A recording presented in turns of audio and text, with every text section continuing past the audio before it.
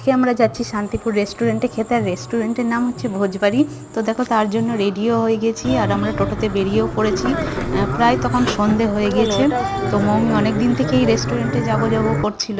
তো আসার বেশ কিছুদিন আগে থেকেই বলছিল যে মাম কিন্তু মামার বাড়ি গেলে রেস্টুরেন্টে খেতে যাব ভোজবাড়িতে। তো দেখো ফাইনালি আমরা ভোজবাড়িতে পৌঁছেও গিয়েছি।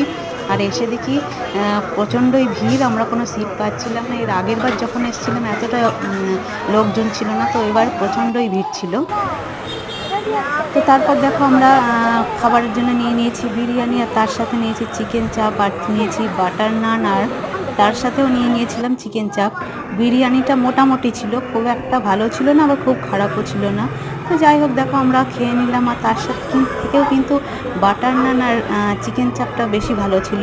তো যাই হোক আমরা সবাই মিলে মজা করে দেখো খেয়ে নিচ্ছি। খাওয়া দাওয়া করে আমরা বাড়ি ফিরে যাচ্ছি। তো আজকের ভিডিওটা এইটুকুই।